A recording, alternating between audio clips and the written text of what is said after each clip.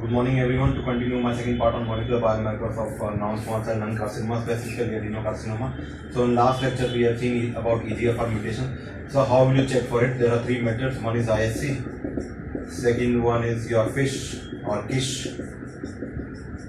And third one is the gold standard, which is the PCR. So problem with the ISC is antibodies are available for ISC, but it targets only exon 19 or 21, which are the most common. So if a patient of adenocarcinoma, you do ISC, and if the ISC is negative, that does not mean that patient will not get TKI. TKI I mean erlotinib. So ISC is not used for deciding whether the patient will get a TKI inhibitor, that is erlotinib, or not.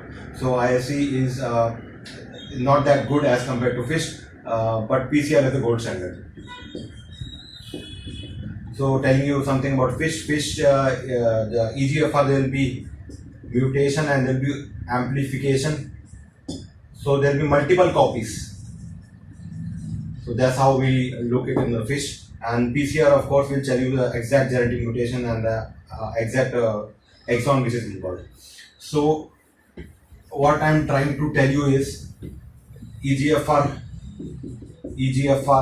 mutation in lung adenocarcinoma, or specifically non-small cell lung carcinoma, is now routine even in India. So if you are not aware about this, then there is a problem.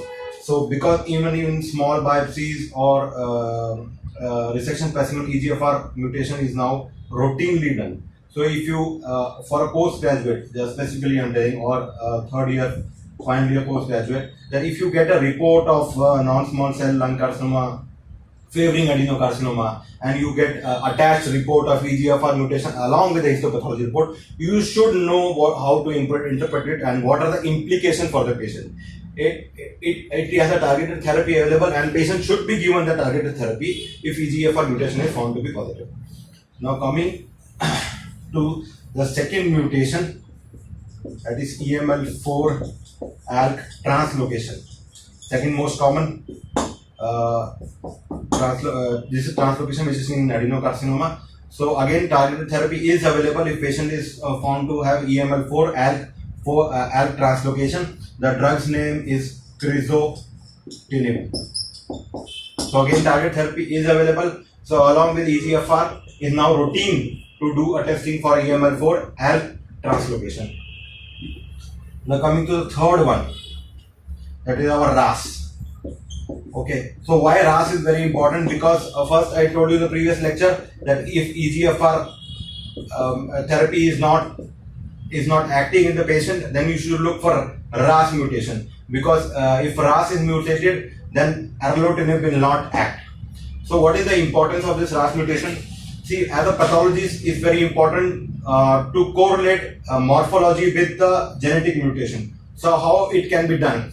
So just to tell you that adenocarcinoma has 5 variants.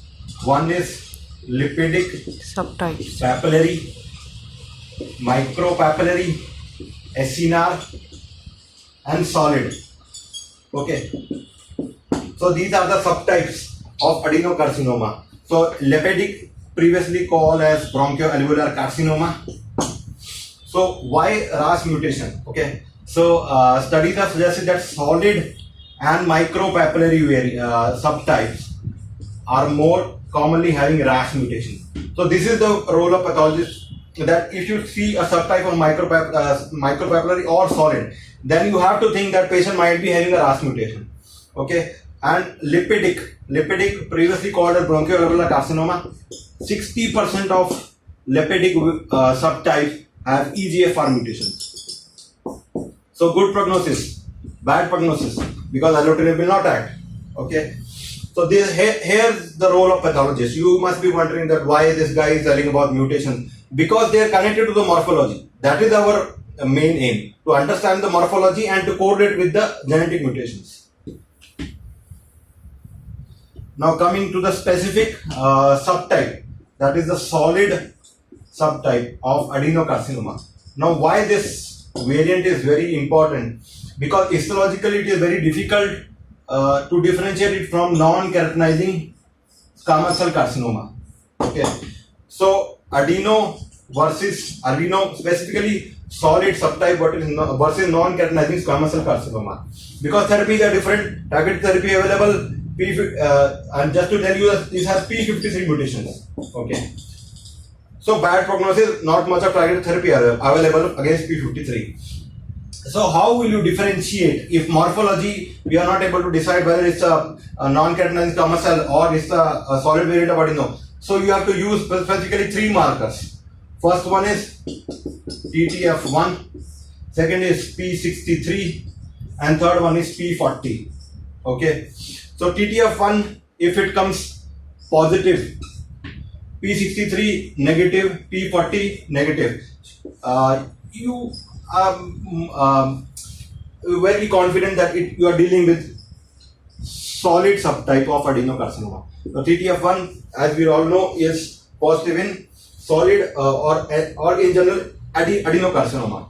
So P63 negative, P40 negative, TTF1 positive, solid variant. Now next scenario, TTF1 is negative, this is positive, and this is positive. So probably you are dealing with the non-keratinizing squamous cell carcinoma. Okay. Now third scenario, this is the main problematic scenario. If TTF1 comes positive and P63 is negative, but P40 is positive, or this might also be positive. So what happens? Now TTF is also positive, squamous cell markers are also positive. So in that case, TTF1 will take precedence, and you will write morphology favors adenocarcinoma. So there are certain words. So in the final report, you will write as non-squamous cell lung carcinoma favors adenocarcinoma. Non-small cell. So this is the way you should write, not just lung adenocarcinoma or lung squamous cell carcinoma. No, non-small cell lung carcinoma favors adenocarcinoma. So one more scenario I want to discuss with you.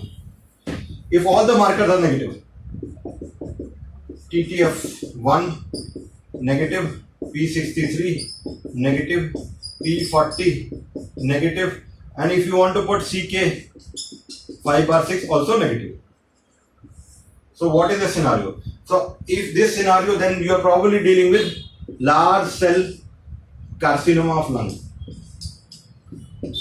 Okay. Now coming back to Napsin. just to summarize. Napsin क्यों? Just to summarize. So EGFR, RAS, your EML for ALK. Okay, I forgot to mention one more marker, that is napsin. Napsin A. So in some cases of lung adenocarcinoma, you might get TTF1 negative. But your morphology, you are very confident, or you're saying that no, this is still adenocarcinoma. So we have to use a more specific marker called napsin A. So if napsin A is positive, then again non-small cell lung carcinoma morphology favors adenocarcinoma. So these are specific words you have to use. This is now standard throughout the world, whether you are in India, whether in USA or any other country. This is how you should write the report. Yeah, just to summarize the mutations, EGFR I have to explain to you, RAS I have explained, EML. So coming to SCC. SCC also might show MET mutations.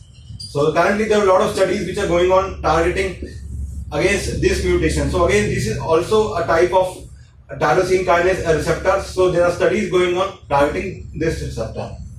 So just to tell you one more point, that is EGFR mutation is also seen in colon carcinoma.